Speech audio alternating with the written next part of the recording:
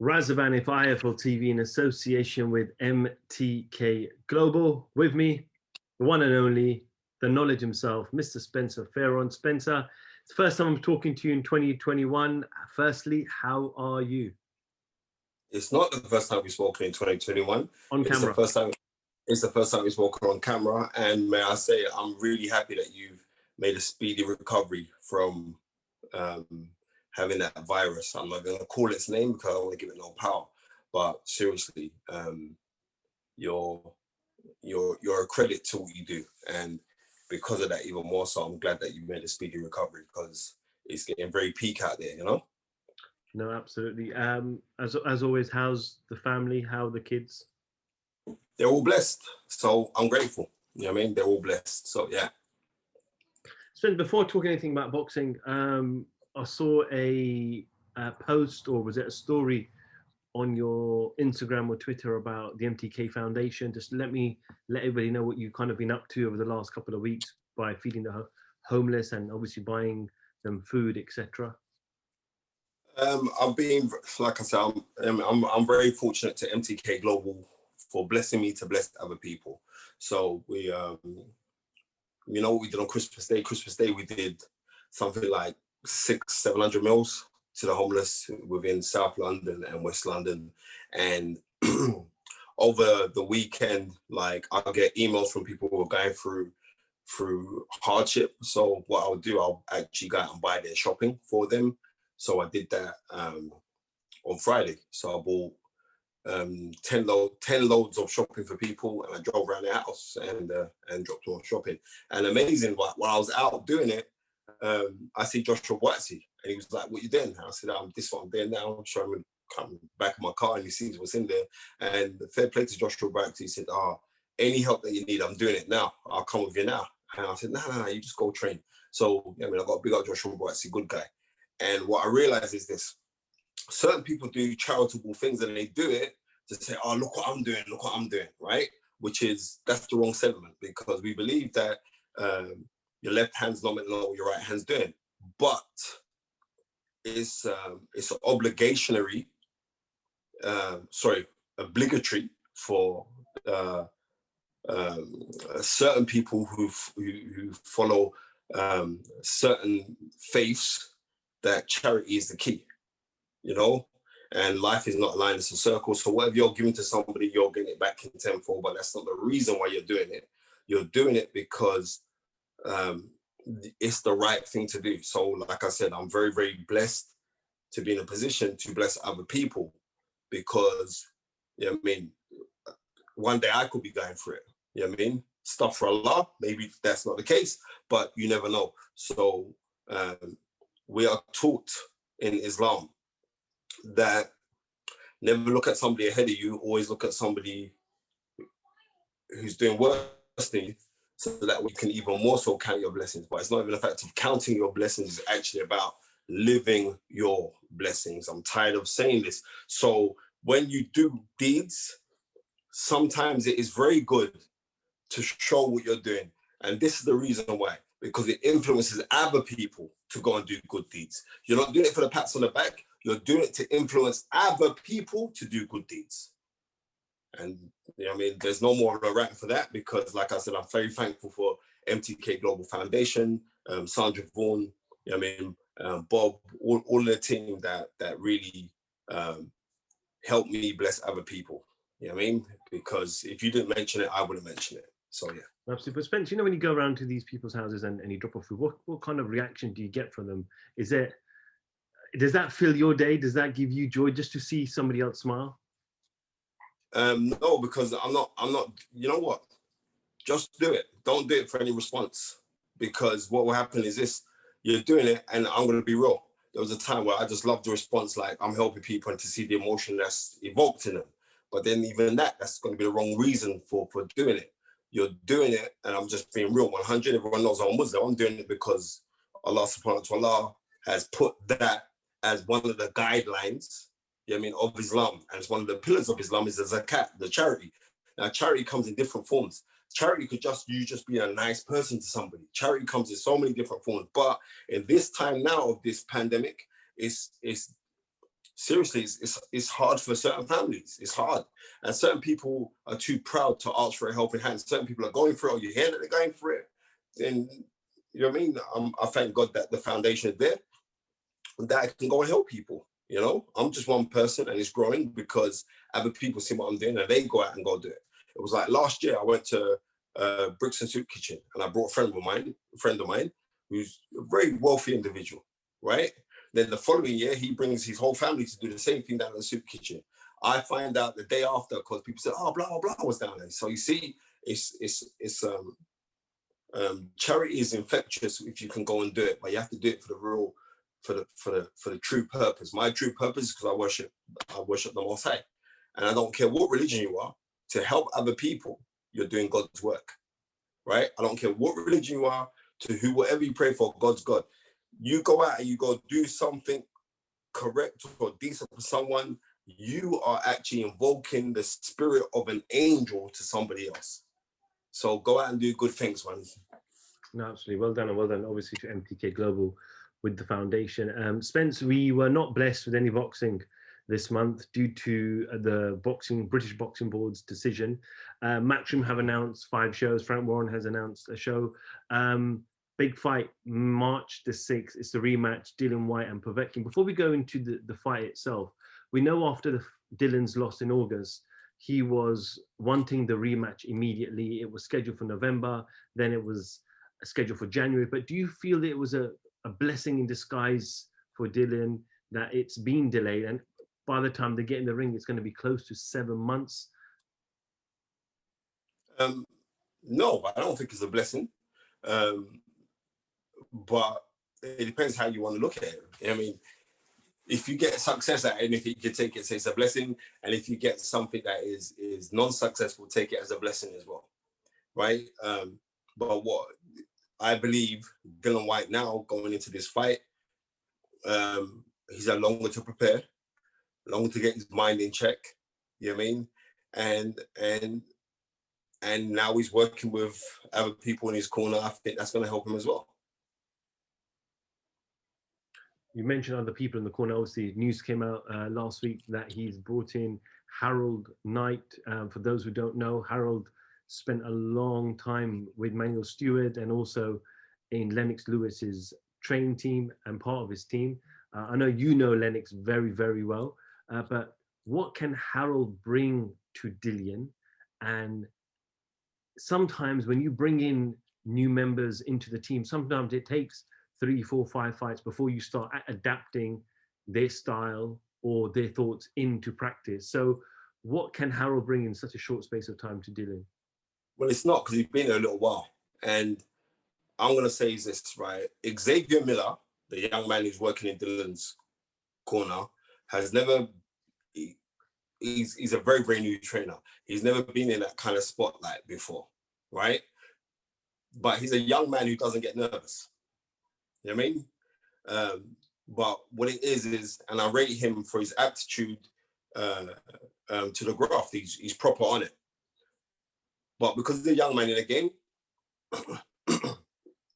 it's going to be very hard for Dillian to trust him because he's young in the game. He trusts him to a certain extent because he made him a head coach. But to trust him when they're in sticky situations and that, and this is no disrespect to Xavier. Now, what I'm saying is them getting Harold the Shadow Knight in, who was an excellent fighter. It was a super featherweight. I remember he fights Rocky Lockridge if you guys don't know who Rocky Lockridge is, Rocky Lockridge was a guy from Lou Duva's stable who was just a rough and tumble guy, a very, very good amateur as well, Rocky Lockridge. And he fights Rocky Lockridge for a while time. That's his only loss in his career. He had, I think he had about 20 fights, 19 or 20 fights. But his only loss was in a world title fight. And then subsequently he retires. But I've always heard about this guy because I met him back in, what was it, 89 out in America when I was in New Jersey on a holiday, and I went to one of the gyms and I met him out there. So this is a guy back a little while now. You know what I mean? That's 31 years ago, you know? Yeah, so it's a long while ago, right? So I met him out there, really, really cool guy. And I remember mentioning that I thought Anthony Joshua was going to be working with him. And then from then it made his name start ringing. And then people, so it's an honor to me to see like Dillian Whyte's now got him working in the camp, because you have to look, when Lennox Lewis first turned professional, which was in '89, his first fight was against a guy called Al Malcolm. Harold weren't working with him then. Harold properly came in with working with these guys like a few fights in of Lennox turning professional. Then Lennox was working with a man called Davenport, and he fires Davenport, and then Pepe Correa gets in there, but Harold Knight was working with Pepe Correa, working closely with Pepe Correa, right? And then he gets rid of Pepe Correa after he's lost to Oliver McCall, but he still keeps Harold the Shadow Knight. Then Harold the Shadow Knight was kind of like a Kronk guy, but they weren't working at the Kronk. Then when Lennox made the transition to work with Emmanuel Stewart, when he's working with Emmanuel Stewart, Harold the Shadow Knight was still there, and he worked with Lennox Lewis right throughout all of his world championship fights. So and he's not like, oh, I must be a bucket man or blah, blah. This was a world-class athlete. You know what I mean? Very, very good fighter. So when you got somebody like that in your corner who's been there, right, he's been at the top level, because Lennox Lewis is top 5 greatest heavyweights of all time. So if you've been there, for a young man like Xavier, what is that going to do for him? Like, you're working with this guy, and Harold's a very, very humble guy. He's not going to say, yeah, I'm the boss guy, or I want to be on TV, or because loads of people never used to see the guy even talk when he was with Lennox Lewis. He was with Lennox Lewis right throughout all of his championship career. You never heard the man talk, because he knew, right, well, here to do a job, and that was it.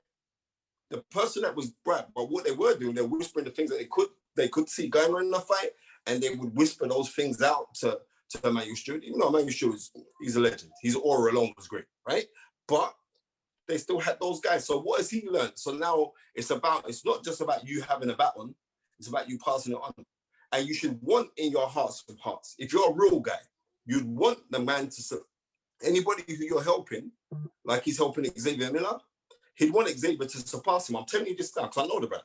He'd want Xavier to do better than he as a trainer, because that's the real essence. When you being given a position, your true position is that you want someone to be better than you, because that is the only way the world will evolve. Do you get what I'm trying to say? If the Wright brothers said, look, I don't want no one else making long haul flights, I don't know, we wouldn't have the airplanes that we have today. Do you know what I mean? So it's always about, right, wanting to pass that. The real ones want it to pass on. Seriously. Do you remember, like, when Usain Bolt beat Michael Johnson's 200 meters record? Do you remember that? And Michael Johnson was jumping around in the studio saying, this is incredible, and saying that's genuine people. And they're saying, yeah, you beat, because the real ones want people the younger ones to surpass you. Because when the younger ones surpass you, the world's a better place. Because that means that we're excelling. And I see that inside Harold the Shadow Knight, where he's going to pump this young guy, Xavier, with so much knowledge. He's going to pump Dillian Whyte with so much knowledge. And not only that, it's comfortability, because here is the man that they brought in to work with him. And this is Dave Caldwell was my guy. You saw what Dave Caldwell said about me in a Boxing News interview the other day, right? Me and Dave were proper bridges, right? But they brought Dave Caldwell in. Dave Caldwell never even saw Dillian Whyte spot. Never even saw Dillian Whyte skip. But he got brought in on the night to, you know what I mean? That can't really work. If he was in the corner with a guy, if he was in his training camp, then that's the thing that makes a difference. You know what I mean? So they've gone with Harold, and he knows heavyweight boxing. You got all the other weights. We've got 18 weights in 17 weights in boxing today, and you got Harold the Shadow Knight, who works properly in heavyweight boxing, and that's the difference. Then you got all the other weights, and then you got heavyweight boxing. That's my little girl in the background. You can hear her, right? That she can't help herself. She got a bigger mouth than her dad. Spence, how much pressure is there on Dillian? Now, we know in the first fight, he was controlling the fight. He was winning the fight and got caught by that one punch. But going into this fight, knowing that he cannot afford a defeat because it just sends him 3-4 steps backwards, how much pressure is on Dillian? There's no pressure on him. There's pressure. We're thinking there's pressure, but I know there's no pressure on him because I know Dillian. He's, business. He just says, I'm here to fight. period. And if you watch that fight, from round 2, Povetkin was setting him up for that shot. Right? Go watch the fight. I watch boxing. Go watch. Povetkin was setting him up. It was tapping the body, looking to come through the middle. Right? And after he got knocked down twice, he said, right, I got to properly go for this thing. But having somebody like Harold the Shadow Knight in the corner now, they'll see that. You know what I mean? There's no disrespect to the other guys. I don't think they saw what Povetkin was doing because Dillian Whyte was having so much success in there. But you know what?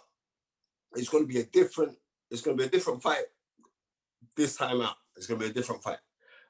Because you have to remember, when did they fight? 6 months ago, come fight time? 7, right? Come fight time, 7 months ago. Who's that really helping? Is it going to help Povetkin or is it going to help Dillian Whyte? It's going to help Dillian Whyte. You know why? Because Povetkin getting older. Dillian Whyte now working as he works, because he's a studious worker. He's just going to gain more experience. And then he's going to have to bring it come fight time. And I believe that's what he's going to go do. You know what I mean? But I don't think it's going to be easy. But he's going to have to go and fight. And this is the game. What happens on March 6th? Did Dillian knock him out? You know what? I'd rather talk about the fight.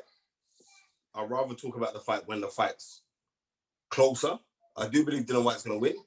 But I'd like to get the feeling of how he's going to win when we're closer to the fight. Okay. In Eddie Hearn's schedule announcement, you got Lawrence Okoli going for a world title, Conor Benn against Samuel Vargas, Josh Kelly, Avanesian, Frank Warren's announced Frampton and Herring, both MTK fighters. Any other fights that you're looking forward to? You know, I got a phone call today from Carl Frampton. He's my guy. He's always been my guy. I read from baby days. We had a really good talk on the phone. And I believe that Carl Frampton will join Duke McKenzie as a freeweight world champion, and also Ricky Burns. You know what I mean? From the people from these isles, these shores, to become a freeweight world champion. I really do believe that.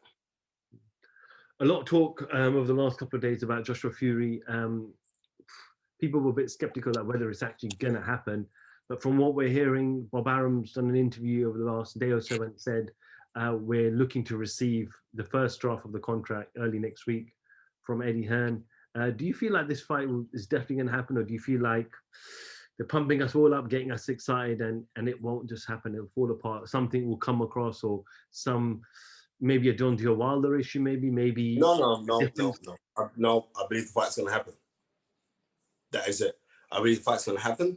And it's going to be this year, and the fight needs to happen, and that's that. And never in the history have we had 2 British heavyweight champions. So it's a good thing, right? Yeah, the fight's going to happen. There's a lot of people not happy, a lot of fans not happy that the fight. There were talks last that the fight is definitely not going to. Well, it's not going to happen in the UK, but with the current situation in the UK. With the virus, lack of fans, does it make sense to take this fight away from the UK now? Yeah, of course it does. And, you know, I'm gutted that the fight's not happening in the UK. If we wasn't going for a global pandemic, we're going for a global pandemic right now, and I think safety is a must, right?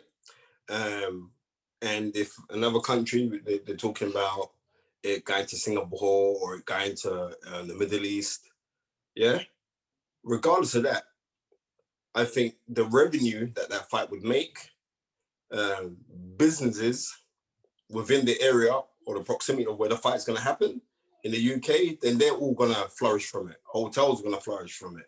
Yeah, I mean, even guys who got dry cleaning shops are going to flourish from it. Restaurants are going to flourish. All else, yeah, but we're on a lockdown. So as much as we say, yeah, unfortunately, we're in a lockdown.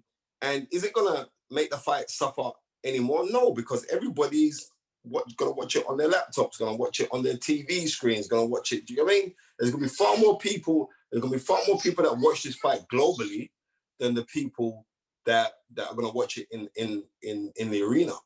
You got to think, even if you had 100,000 there, that's not going to match the million buys that fight will potentially do in the UK alone.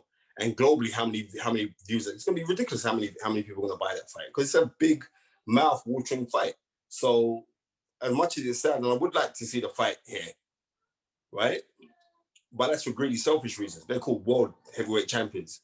So, being world heavyweight champion, let the world bask in its glory.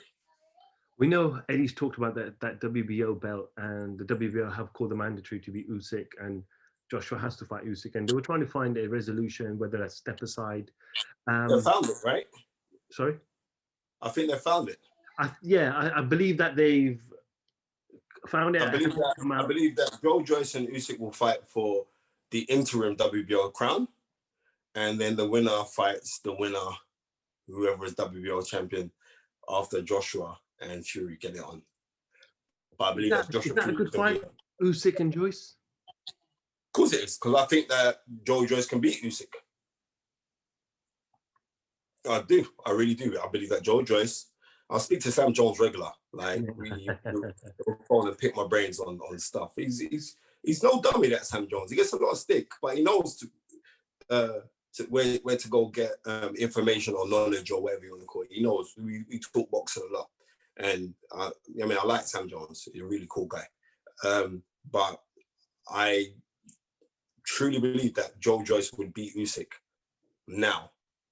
I know they fought in the WSB back in the day, but I really do believe that right now, especially me looking at the Usyk that performed, Usyk hasn't impressed me as a heavyweight.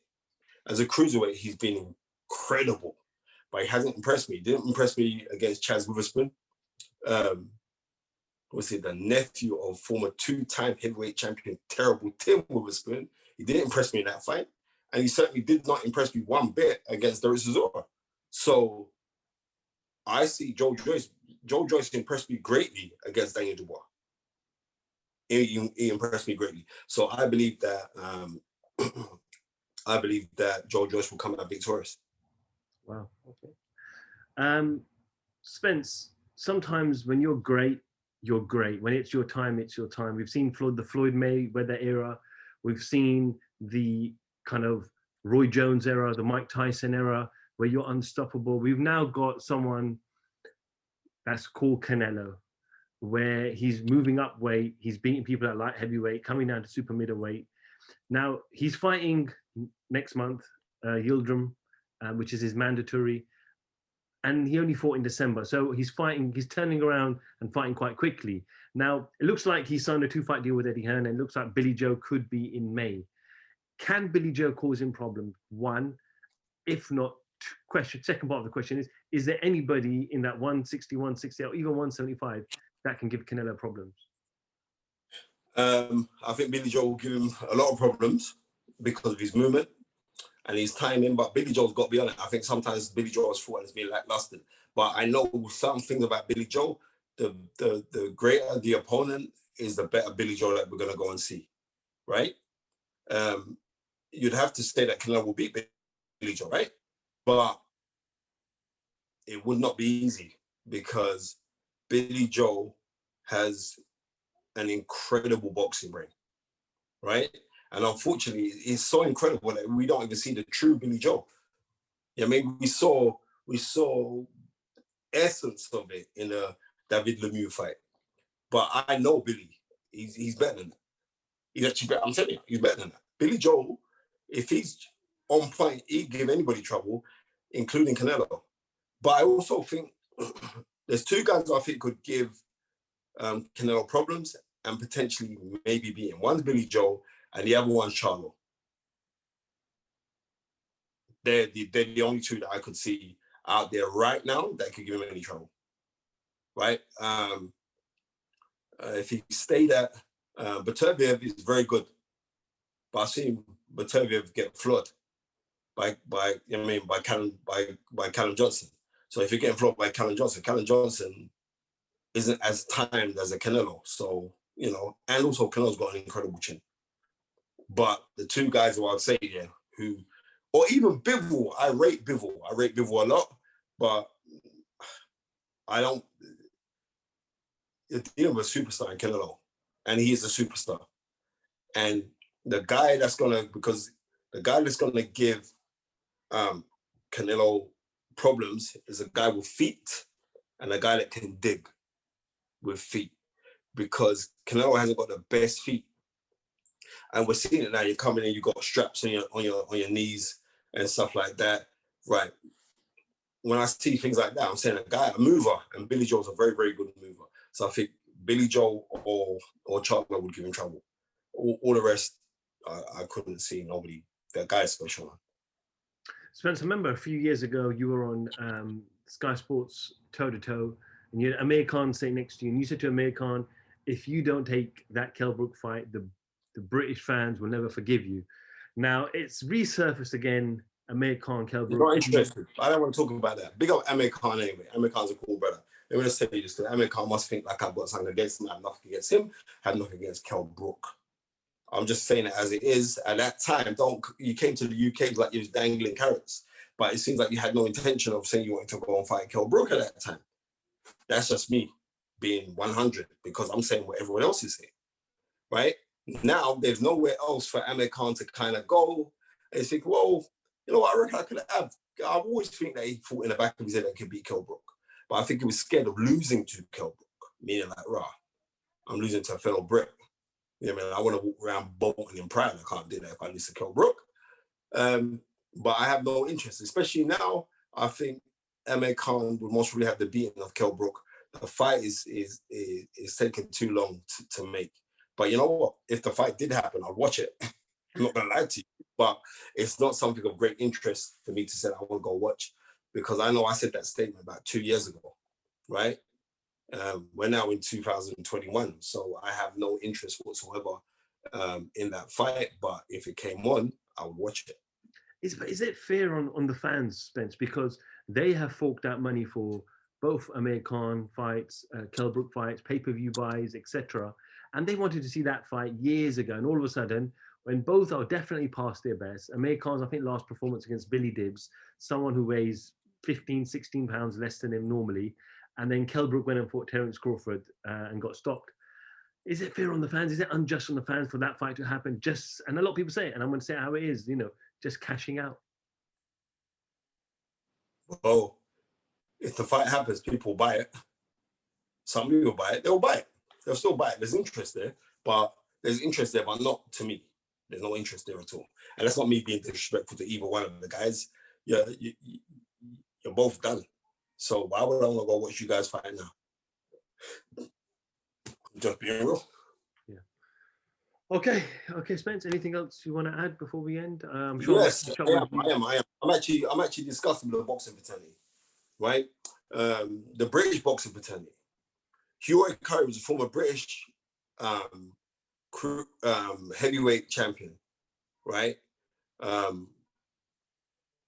Who died, was it on Friday? Friday morning he passed away. And I've not seen no publication from him. He was actually in when he fought Horace Notice, which is an excellent fight. They fight twice, but go watch the first fight, him and Horace Notice. It was a wicked fight. I mean, back in 1986, right? And technically, these heavyweights, especially Whyte-Povetkin, technically, he's better than most of the heavyweights that we have today in the world, right? Technically, for how they put their shots together, their style, how their rhythm, just a really, really incredible fighter. There's no winning fight of him on YouTube. He beat Glenn McCrory. I think his most famous win, or his standout win, was beating Alfredo Evangelistas, who boxed Muhammad Ali for the world title, and he also boxed Larry Holmes for his WBC title. I think he fought Larry Holmes in 79 or 80, one of them days, right? And Whyte-Povetkin beats him. This guy was like 50 wins with 5 losses, right? Good fighter. And Whyte-Povetkin beats him. And Whyte-Povetkin also beat Glenn McCrory. And Glenn McCrory went on from then to become World Cruiserweight Champion. But he smashed Glenn McCrory to bits. And this was after him losing his British title to Horace Notice, which is an excellent fight. Just that fight's on YouTube, wicked fight.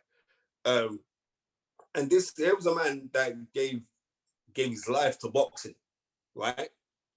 And he died of COVID, and it was out there because everyone praised my page. Tunde Ajayi posted that as well. The fight is right. me and Tundi, we gave a tribute to him. And I was very touched because all of Huroy Curry's family contacted me to say thank you. I don't even know his family. I knew Huroy. I didn't know his family. But it was just touching because he had a stroke. He was in hospital for a few weeks. And while in hospital, he contracted COVID. So he's diagnosed with COVID and he died. And Huroy Curry and Lloyd Hannigan, the welterweight champion, they were like best friends. I remember the first time I ever met Huroy Curry was like 1986 with Lloyd Hannigan. I'm just a little kid. I'm gassed to see the two of them walking down Woolworth Road. You know what I mean? I'm just like, then I'm what, 11? I'm gassed out of my head. And to see these guys, this is what I'm saying, like, this sport can be very, very unforgiving because here was a man that held the British title, which is a prestigious belt. It's a prestigious title. At the time when he was British champion, he was managed by Frank Warren. You know what I mean? But yet, no mention of this man. No mention on none of the big. The BT mentioned it. Sky mentioned it. You know what I mean? So to me, that's kind of hurtful to me.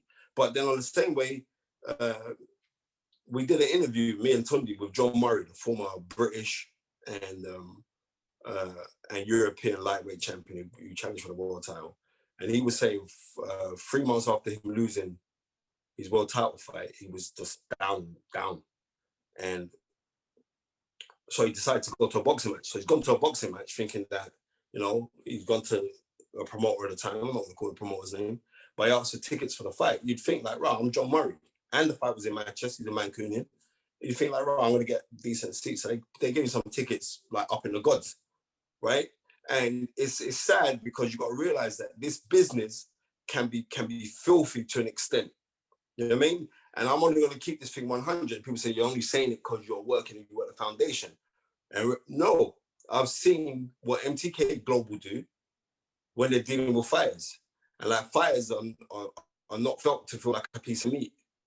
Now, when loads of people say like you're a piece of meat, I remember Chris Eubank saying like when he first came to UK, because he turned professional in America, right? He had like 5 fights out in America.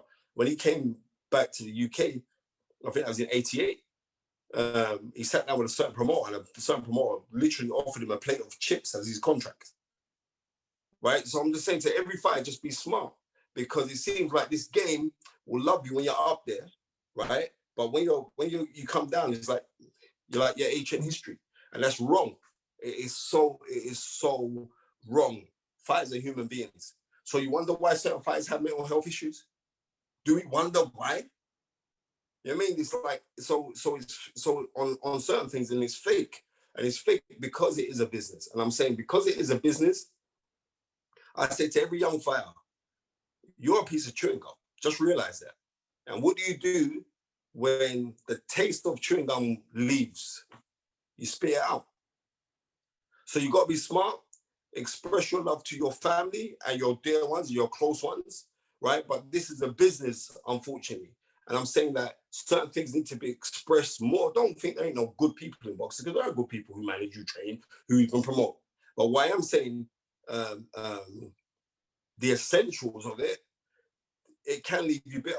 That's what I've got to say. With someone like Huroy Curry, who did what he did in the 80s, and don't get twisted, the 80s weren't like now. You know what I mean? Like the 70s and 80s, this man influenced guys like Gary Mason to turn professional. I'm talking facts. He ended up fighting Gary Mason in 1989. He influenced guys like Sweet D Williams, who became Commonwealth champion. He influenced guys like Horace Notice, who boxed and lost to twice for the British, and on the second time for the British and Commonwealth title. He inspired all of these guys. So you have to give homage to these old guys, man, who done what they done for this game or inside this sport, where it was hard. It was hard. So when I'm seeing like no one not mentioning him just dying, he died in COVID, that's a big thing for us. You know what I mean? Within our community, a big thing. Right, man was a British champ. Give the guy some applause, man. Remember him. The reason why I'm saying that, because I know what it would do for his family, who are going through things right now and all the rest of it. I don't know his family. But now his family have taken me and his family, because they're messaging me all the time. They're phoning me. I spoke to his brother Billy today.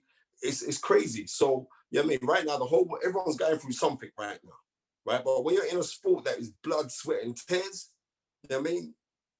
Remember people, because your remembrance reverberates around the whole world and it touches their family. That's the end of my rant, to tell you the honest truth. You know what I mean? I really do emphatically love this sport. I'm always studying boxing, always studying this game.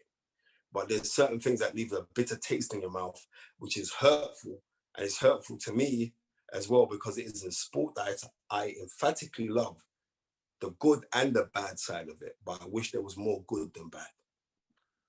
Absolutely well said there, Spence. Our thoughts and prayers are with Trevor Huroy Curry's family.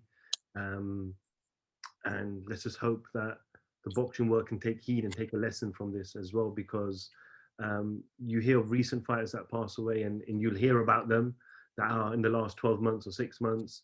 You'll hear about them, but you're absolutely right.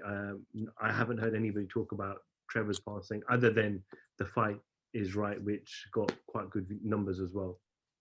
Yeah. All right, man. Just peace, 2 fingers. Assalamu alaikum to all my Muslim brothers and sisters. Peace and blessings to all my non-Muslim brothers and sisters, because you're still my brother and sister, because we're one human family. All right? Take care. IFL TV, thank you very much.